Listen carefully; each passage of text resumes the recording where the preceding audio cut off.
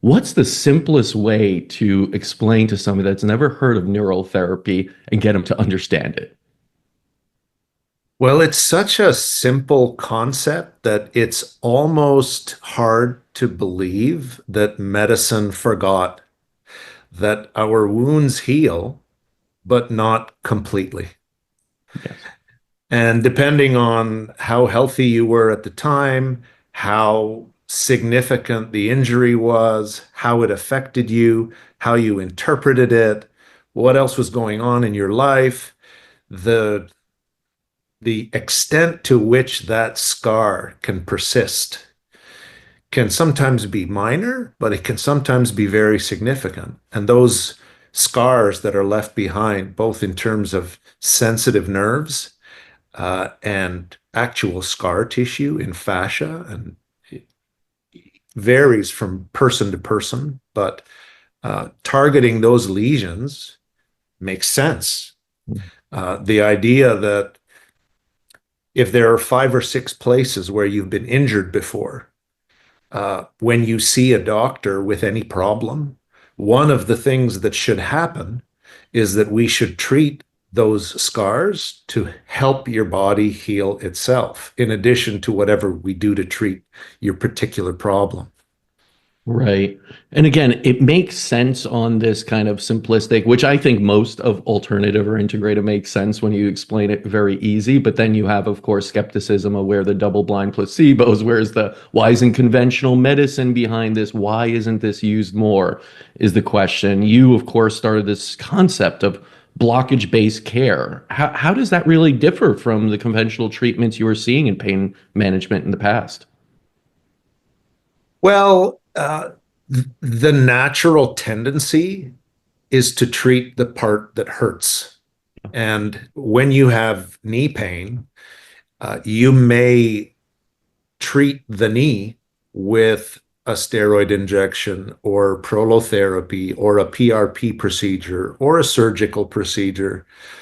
But if your knee is in pain because of an old ankle injury that distorts the alignment of the two bones in the lower leg, the fibula and the tibia, so that instead of being like this, they're just kind of kinked a little bit, that's enough to create imbalance in the forces that support the joint and cause knee pain. So treating the knee pain by targeting the scar in the ankle is a totally new concept.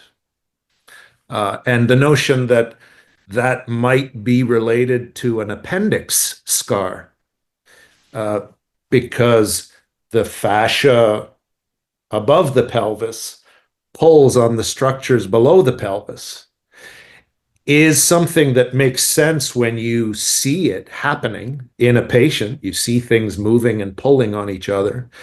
But for whatever reason, in modern medicine, now the approach is to do more for the knee. And there's no concept of the parts affecting each other. And that's really the holistic perspective that neural therapy brings. And what about the unresolved kind of blockages that are there? Because we go beyond the physical here when we talk about energetic blockages, when we talk about emotional blockages. And these are blockages most people aren't cognizant of. They're not aware of these blockages causing the problems and probably the root cause of their illness or their suffering. Can you talk about how the blockages are identified, how they really do contribute so much to what we see as, illness in a physical form?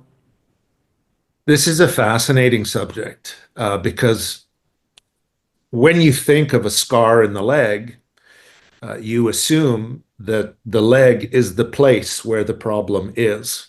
But the nerves in the leg travel to the spine, and from there they travel to the brain, and from there they travel back down. That's a circuit.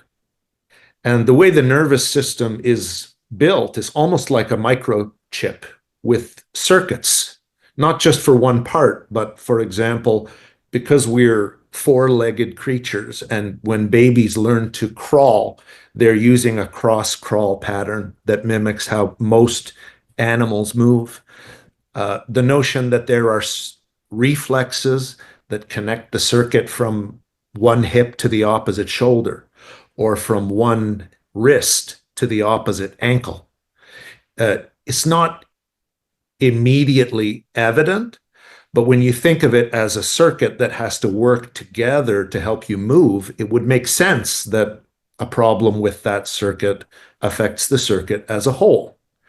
So when you have an emotional trauma, you have a heartbreak, you have a loss, you have a memory that creates negative thoughts or negative emotions when you think about it or when it's triggered.